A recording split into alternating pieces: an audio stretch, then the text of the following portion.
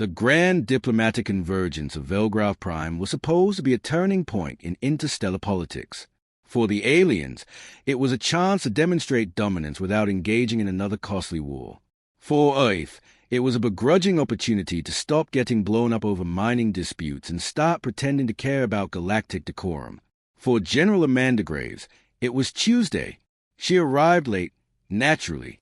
The human delegation, already sweating under the oppressive humidity of the Velgrathian chamber, parted reluctantly as she strode in, aviators still on, gum crackling like she was stepping into a high school parking lot brawl. Her uniform wasn't regulation, at least not according to the Galactic Council, but Earth had long stopped apologizing for individuality. Across from her stood General Exotarch, tall as a doorway, skin the color of rotting granite, and tentacles twitching in annoyance like a man trying to contain a scream at the DMV. Mandy stopped in the center of the chamber, tapped the ash off a smuggled cigarette, unlit, just for show, and smirked. Her gum snapped again. So, this the peace meeting, or a sci-fi Comic-Con that smells like wet socks? The translator drone hiccuped trying to parse her sarcasm. One rendered her line as a challenge to ritual combat. Another declared it a diplomatic insult against the Velgrathian cleansing ritual.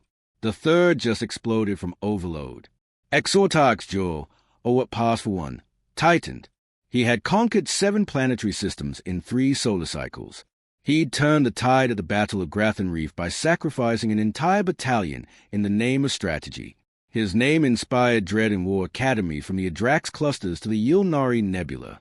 Yet, none of his manual prepared him for a woman in cracked aviators and a born-to-raise hell patch-stitched over her heart.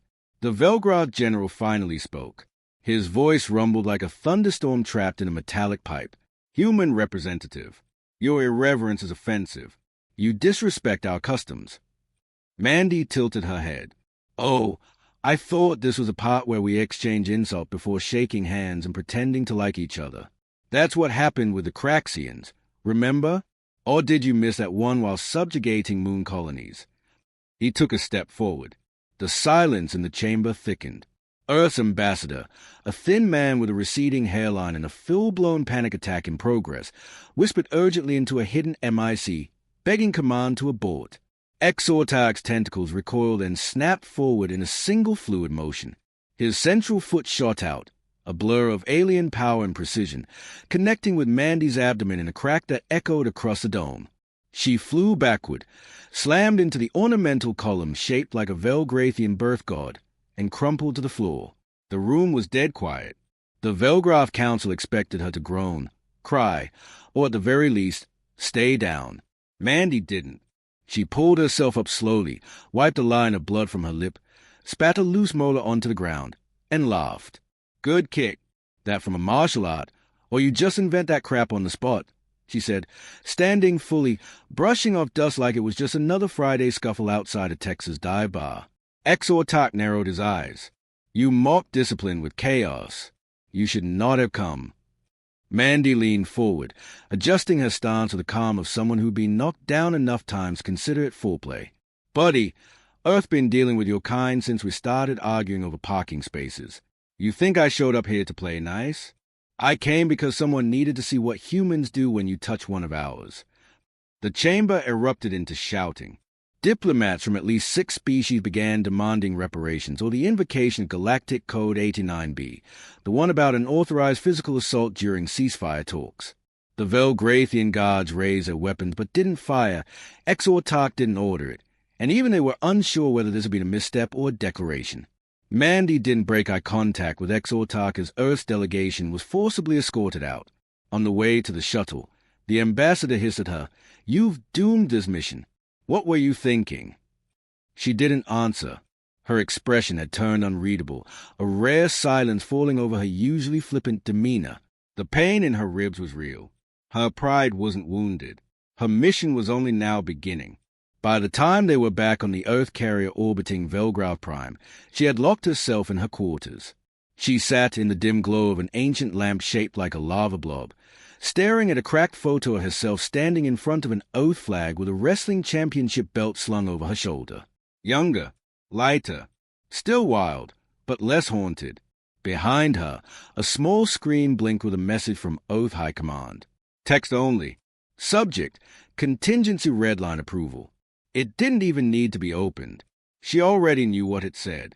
After years of Earth biting its tongue and trying to play by the Galactic Council's rules, the boot to her gut had become more than personal. It was a signal. The moment Earth stopped tolerating condescension disguised as diplomacy. She peeled off her blooded jacket, revealing tattoos that crawled up her arms, emblems of old battles, names of friends long dead, a barcode on her forearm from forgotten experimental program. She didn't weep. She didn't even curse. She just opened her footlocker and pulled out the steel-toed boots. Real leather, polished, heavy. They thudded onto the floor like thunder. Outside, the carrier's engines hummed a low growl. Crew moved with tense energy. Word spread fast. General Graves had been attacked. Not symbolically, not metaphorically. Literally, the diplomatic pretense was dead. Earth's gloves had come off. In the adjacent bay, a squad of elite operatives, already prepping for a classified mission, paused when she stepped in. They didn't salute. She wasn't big on that. Instead, they watched silently as she laced boots. "Are we going to war?" one of them asked, eyes scanning her cracked ribs and the blood still drying at her temple. Mandy looked up slowly, her eyes colder than the vacuum outside the hull. Not a war. A message. One boot at a time. By nightfall, the council would be flooded with emergency messages. Protests. Demands for restraint. But none of them would matter. Because a single general had kicked the wrong human. And Earth's response wouldn't be a missile barrage. It would be Amanda Graves. Alone. Focused. And absolutely unhinged. Back in the Velgroth chamber, Exortarch sat in silence, pondering the moment. His advisors tried to reassure him, painting the kick as a demonstration of strength that would break the human spirit. But something nagged at the back of his mind. A memory from the campaign on Targan 3. A report from a captured human pilot, ranting about a name.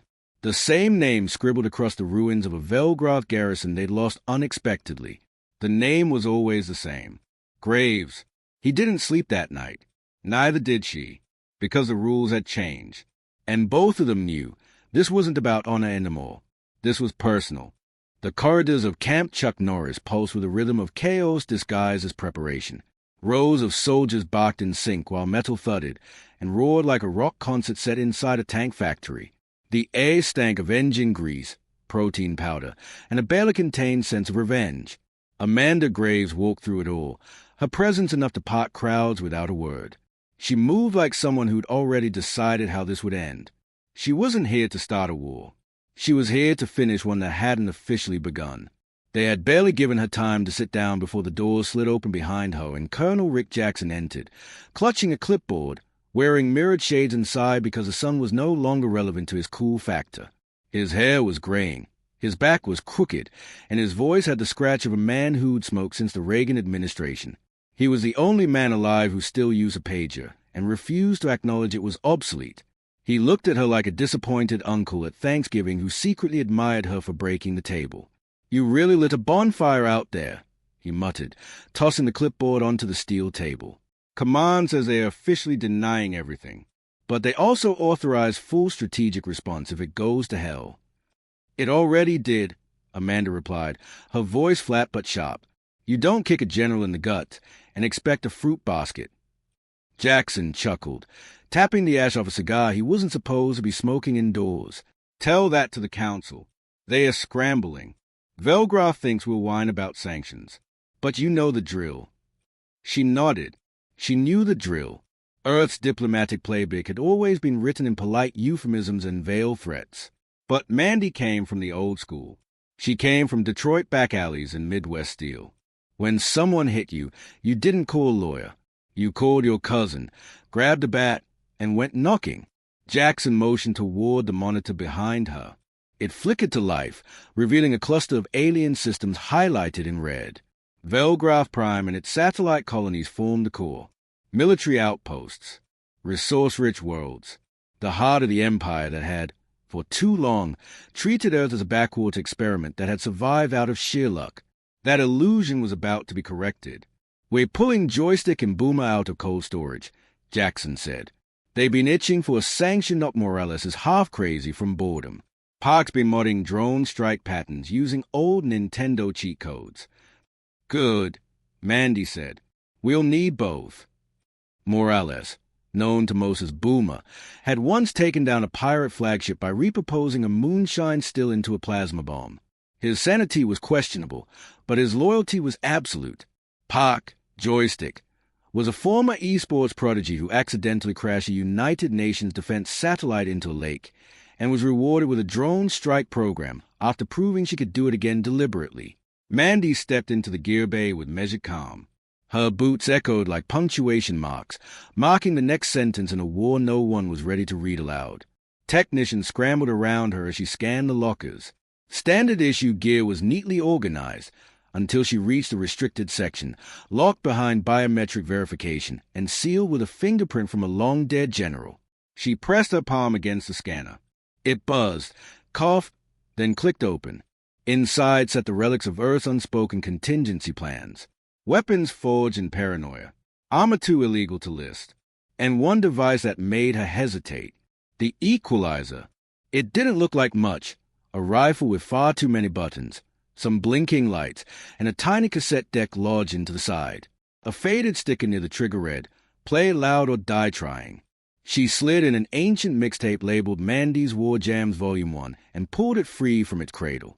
The machine growled to life, and through its embedded speakers, AC or DC screamed into the bay. Heads turned. No one spoke. Everyone understood. She strapped on her armor in silence, except for the music, a dull gray shell layered with flexible plates and nanofiber underlay. The design hadn't been approved by Earth High Command because Earth High Command didn't want to admit it existed. She had modified it herself. Patches from old units, a dented left shoulder pad from her first firefight, and a utility belt filled with items no manual could explain. Zip ties, duct tape, glow sticks, chewing gum, a Zippo lighter engraved with the phrase, "I bite back." Joystick met her by the launch pad, holding a tablet and wearing VR goggles pushed up onto her head like a visor. She waved with her offhand, the other still furiously typing. "I've got their orbital patterns, fleet rotations, and palace security systems hacked," Park said with a smirk. "Also unlocked their Netflix equivalents. Weird stuff. Mostly cooking shows and some kind of tentacle romance drama." Morales clomped in next, wearing mismatched body armor and a necklace of explosive charges. He had a habit of naming his grenades. Today's were labeled Oprah, Stallone, Elvis, and Judy Garland. "Please tell me we're not negotiating this time," he muttered, shaking his head. Mandy didn't answer. She didn't need to. The look in her eyes said everything. Behind them, technicians prepped a Mustang-class dropship. It was barely space-worthy, retrofitted from a drag racer recovered from the Nevada wastelands. But it had survived atmospheric breaches, multiple crashes, and once been used to host a bachelor party during a ceasefire. She climbed aboard and sat in the pilot's seat without ceremony. Her hands hovered over the controls for a moment, then settled like they belonged there. The humming engines beneath her began to rise in pitch. Jackson stepped up to the edge of the platform. They are not gonna see it coming. Mandy glanced over her shoulder, not smiling. That's the point. The ship began its ascent as red lights flared across the hangar. Personnel saluted in silence. There was no speech, no official order, just a collective acknowledgement that when General Graves left a base like this, something out there was going to end. Inside the cockpit, Park monitored system chatter. Alien comms were erratic, fragmented, still trying to decode what had happened to the council chamber. The Velgraf believed their authority remained unchallenged. Their security protocols were theoretical. Their leaders were armored in arrogance. Park turned toward Mandy, her voice light. "So what's the plan? Straight in, guns blazing? Or are we doing this quiet?" Mandy adjusted her headset, quiet like a freight train through a glass museum. Morales cackled from back. "Finally!" Velgraf Prime loomed in the distance, a spiked monstrosity of industrial overbuild and ceremonial excess. A planet that gleamed with stolen wealth and echoed with the screams of species it had broken. But it had never faced Earth without restraint. It had never faced a kind of vengeance that didn't announce itself in orbital warnings or negotiation standoffs. Park pulled up Exotarch's personal schedule.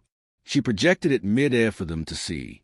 The The general was currently reviewing border expansion plans while dining on some gelatinous native delicacy that pulsed when stabbed. We land fast. We move fast. We don't stop until every node of that empire knows what it feels like to be broken by a woman they tried to humiliate. The Velgroth Empire had no word for ambush that truly captured the kind of chaos General Amanda Graves brought down on them. They had terms for military surprise, for tactical misdirection, for sudden orbital shifts in a siege campaign. But they didn't have anything that described what it meant when a Mustang-class dropship retrofitted with Earth-80's muscle car parts dropped through their upper atmosphere while blasting AC or DC loud enough to scramble their orbital sensors. There was no protocol for a ship that broke through planetary defenses on style points alone. Mandy hit the surface hard, carving a trail of scorched metal through Velgroth Prime's outer security spires before the undercarriage even cooled. Her boots hit the ground before the dust cleared. Behind her, Park guided a swarm of attack drones through the streets, navigating by instinct and rage. Morales walked calmly with a bag of custom grenades slung over his shoulder like a lunchbox. The three humans moved with precise unpredictability, ignoring the elegant choreography of intergalactic combat, and instead leaning into something the Velgroth found impossible to predict: improvisation. The first contact squad tried to subdue them with paralysis fields. Morales threw a popkin filled with high-frequency pulses that fried every emitter in 100-meter radius. The aliens screamed and staggered, their gears spasming and locking up like an overclocked modem. Mandy didn't pause. She moved through them with blunt force, cracking bone, and steel alike, using her boots, elbows, and anything that resembled a blunt instrument. When she ran out of things to break, she borrowed one of their shock pikes and used it to redirect incoming drones into a tower, detonating their own tech against them with surgical indifference. They didn't slow down. Park had tapped into their communications grid through a satellite hijack done mid-descent, rerouting public safety alerts to play Earth rock anthems while implanting images of Mandy's face in their emergency briefings. Whole sectors froze when they saw her coming. Some ran. Others, too proud or too foolish, stood their ground and got flattened. Exortarch's Inter-Command Council began issuing containment orders. Defensive walls surged up, plasma fields activated, and turret towers came alive. But their systems couldn't keep pace. Velgroth security was built for calculated threats, for grand invasions with tactical blueprints. What they got instead was a woman with a mixtape and a grudge. Mandy didn't move like a soldier. She moved like a brawl in a bar that had gotten out of hand. She moved like a punchline no one could stop laughing at until they realized it broke their teeth. In a makeshift control room deep inside the palace compound, alien tacticians argued over real-time updates. Their models didn't understand her assault. She changed direction without warning. She turned supply trucks into battering rams. She reproposed alien air purifiers into smoke bombs. Park rewired entire surveillance hubs to play sitcom laugh tracks whenever command units tried to issue orders. The Empire's own AI assistant began misreading Exortarch's voice as an Oath dialect and refused to obey unless he asked politely. Mandy broke into the internal infrastructure center by riding a stolen hover bike through a stained-glass wall meant to symbolize Velgrathian order. Behind her, Morales lobbed two of his homemade explosives, Oprah and Elvis, into the ventilation system. The resulting boom cracked the compound's east wing and filled the control halls with neon smoke and shredded wiring. Inside, guards stumbled through the haze. One of them tried to beg for surrender but tripped on a rogue drone belting out Whitney Houston. She didn't kill unnecessarily. She didn't need to. Fear spread faster than fire. Her objective was destabilization, not genocide. The Velgroth had humiliated her publicly to prove a point. She returned the favor by dismantling their mythos in hours. Everywhere her boots stepped became sacred ground to terrified whispers. They called her the Breaker, the Chaos Siren, the woman who laughs at bombs. She tagged walls with Earth graffiti, her signature sharp G slashed into stone like a message. You were warned. Park jammed the planetary comms network and began projecting videos of Earth War movies over every surface she could access. Scenes from Rambo and Die Hard played across their monuments. Morales coordinated blasts to sync with the action, leaving entire plazas in flaming rubble just as Bruce Willis yelled a one-liner. They weren't just winning. They were rewriting the narrative. Earth had always been mocked as primitive, but nothing about their methods was backward. It was just handcrafted insanity. At the center of it all, Mandy was the axis. She didn't issue long-winded speeches. She didn't give press conferences. She tore through the Empire's carefully curated chain of command like it was a game of whack-a-mole, dropping into meetings uninvited, booting senior officers through windows, and dragging them through the mud before uploading footage to the planetary media. She let their people see who they truly were without their polished armor and elite weapons. Fragile, confused, beatable, the Velgrathian elite tried launching a last resort protocol, activating the Citadel Shield, a dome of force meant to protect the ruling class during full-scale invasion. It flickered once and died. Morales had preemptively used half a cassette player's magnets and a broken toaster to disable their power relays. It shouldn't have worked, but Earth didn't build weapons the same way. They built them the way they made chili, spicy, messy, and devastating when applied correctly. Mandy walked calmly through the failing city center, the equalizer still humming from the last barrage. She passed civilians who dropped their weapons and held up their hands. Some didn't even move. They just watched her, awed and afraid, like children seeing lightning strike twice in the same spot. She didn't bother arresting anyone. That wasn't the mission. The mission was to erase the Empire's confidence. And that required one final confrontation. The palace loomed ahead. Spires cracked, banners burned, turrets dangled by wires. The security gates lay scattered like kicked furniture. Her footsteps echoed as she entered. Park's drones hovered above like silent hawks. Morales remained outside, rigging escape routes with enough firepower to level a mountain if things went sideways. Inside, Exortarch waited, surrounded by guards who looked like they'd rather face a black hole than stand between him and her. His throne was no longer lit by triumph. It flickered with anxiety. Sweat gathered along his shoulders, his posture less regal, more cornered.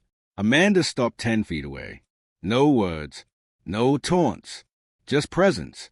Exortarch stared at her with unblinking, inhuman eyes. You have desecrated sacred ground. She took a step forward. You kicked me like a coward in a peace hall. You dishonored protocol. You mistook silence for surrender. His guards looked for a signal, any reason to run or attack or die. None came. He stood, slow, trying to regain the presence that once made species bow. His height was still imposing, his armor still polished. But now it seemed decorative, like wearing medals to a funeral. You think this end with you killing me? He asked. No, she said. This end with your empire learning what Earth never forgets. She turned her back and walked out. No blast. No execution, no dramatic last blow, just a quiet exit, louder than any explosion. Outside, the compound was crawling with signs of collapse. The people had stopped resisting, not because they were all cowards, but because belief had been severed. The Velgrath had built their identity on being untouchable, untouched. That myth had died. Mandy didn't have to stay for the aftermath. Empires that cracked like that usually tore themselves apart before the smoke cleared. She stepped aboard the Mustang, blood drying on her knuckles, eyes calm. Morales looked at her, then toward the city. Done. She nodded once. Park slid into the co-pilot seat. Global transmission sent. We added subtitles. Made a blooper reel, too. Play it on the ride home, Mandy said. The ship lifted off just as the palace crumbled behind them. They didn't cheer. They didn't high-five. They just left, satisfied in the knowledge that sometimes all it took to topple an empire was a woman with boots and a reason. And she still had one more left. The galaxy didn't realize it had changed until days later. At first, the collapse of Velgrav Prime seemed like another planetary rebellion gone out of control, the kind of insurgency that would burn itself out under imperial retaliation. But the retaliation never came. The command node was silent. The defense fleets were frozen in orbit, their orders severed at the root. What few warlords remained argued bitterly through scrambled channels, too afraid to claim authority, too proud to admit they had lost it. The empire didn't fall like a building. It bled out like a wounded beast, slowly, confused, unaware it had already been killed by something smaller and meaner. Amanda Graves returned to Earth without fanfare. No parades, no ceremonies. She walked off the Mustang-class dropship the same way she had boarded it. Quietly, boots thudding across steel, a bag slung over one shoulder, blood dried and a line across her chin. Morales followed with his usual shrug, dragging a crate of souvenirs labeled alien crap probably important. Park had already disappeared into the comms bay to upload her drone footage with snarky subtitles. Jackson met them in the corridor with a nod that said everything and nothing. High Command didn't even try to dress it up. The official report called it a deep-reckoned destabilization op classified. Denied. Forgotten by policy. But the truth moved through the ranks in whispers and laughter, in new graffiti that read Graves was here on every ship dock and barracks wall. Amanda didn't return to her quarters. She didn't stop at the infirmary. She walked past it all and descended into the secure intelligence vault at the bottom of the base. The biometric scanners whirred. The alarms flickered, and the reinforced doors groaned open to admit the one person authorized to walk in without appointment. The room inside wasn't large. It was cold and dim and filled with black monitors that blinked with information no one else was allowed to see. In the center stood a woman in a slate-gray suit with silver cuffs and hair pulled so tightly back it looked like it hurt to blink. She didn't smile when Amanda entered. She nodded once. You were not supposed to escalate. Amanda tossed a data drive onto the table. I didn't. He did. That's not how the council sees it. Amanda didn't answer. She didn't have to. The woman in the suit already knew. The mission had been authorized the second Exortarch struck her in front of 12 systems worth of diplomats. They just hadn't expected her to finish it so thoroughly. The woman glanced at the monitor. Do you understand what you've done? Amanda sat down, her voice low, even. I taught them fair. The woman folded her arms. They'll retaliate. They can try. Silence stretched between them, brittle and taut. Then the woman flicked her hand toward the screen. This is what's left. Outposts in the Yeren Reach have gone dark. Generals fighting each other over who's in charge. Civilian worlds already pulling away from their systems. You didn't just kill their hierarchy. You erased their myth. Amanda leaned back. Good. The woman studied her a moment longer, then sighed. You're dismissed. Officially, you'll get a pension. Maybe even a lake house. Unofficially, you're on standby. Amanda stood, cracked her neck. I'm always on standby. She left the room without looking back. Outside, the base continued its rhythms. Orders barked, engines roared. Cadets ran drills under rain that never quite washed the grit from the air. She walked through it like a ghost made of iron, a woman who no longer needed to explain herself to anyone, least of all the system she had saved. It didn't take long for the galaxy to start reacting. The first to reach out was a Lycery Combine, offering trade routes and mutual defense agreements. The second was a Cliven Accord, which had spent decades building weapons designed to counter Velgroth advances and suddenly found themselves out of purpose. Earth's diplomats scrambled to reframe the narrative. They painted it as a calculated precision strike, a surgical action of last resort. But the real story traveled faster through the undercurrents of fear and admiration. They didn't see Earth as desperate anymore. They saw it as unhinged and unbreakable. Velgroth survivors tried to regroup in distant colonies, but no one would follow them. Their commands were ignored. Their threats were dismissed. When one of them tried to raise a fleet, the planets under his control surrendered without resistance, citing Graves' doctrine as justification. The doctrine didn't exist. It was never written, but the phrase stuck. Amanda spent 2 weeks in silence. She didn't speak to press. She didn't attend briefings. She barely spoke at all. She walked along the edge of the base perimeter at night, boots crunching gravel, the sky glowing faint with distant stars. People watched her pass but didn't approach. They knew better. They knew what she had done without needing to hear it. On the 15th day, a priority transmission reached Earth's command. A remote probe sent from the distant Vial Drift had picked up a signal, encrypted, fragmented, and pulsing in a pattern not seen since the Old War. A signal once attributed to the Velgroth's predecessor empire, long believed extinct. Earth's brass convened in quiet. Questions surfaced. Was this retaliation? Or something worse? They debated strategy, logistics, risk. Amanda was not invited. She was already moving before they sent for her. She stood on the launch platform again. Same bag, same boots, same look that told anyone near her this was no ceremonial deployment. Morales was back, chewing something that might have been gum or a piece of shrapnel. Park was reviewing satellite overlays while syncing her playlist to the drone swarm. Jackson just handed her a thermos filled with black coffee and didn't ask any questions. "You sure this isn't a one-way trip?" he asked. She didn't blink. "If it is, I'm bringing something back anyway." They boarded the Mustang without ceremony. It rattled like an angry old truck, but had survived worse.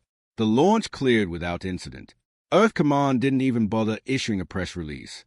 They didn't want to explain why the woman who had ended an empire was being sent into deep space with no backup and no defined objective. But Amanda understood. The message hadn't ended with Velgraf. It had started something. The act of one woman refusing to stay down had become a tectonic shift in a galaxy too used to balance. Now, that balance was in motion, and the old rules were dissolving. It wasn't about diplomacy anymore. It wasn't about alliances or tactics. It was about fear, and who controlled it. Inside the Mustang, as the stars warped and stretched, Amanda leaned back, eyes closed.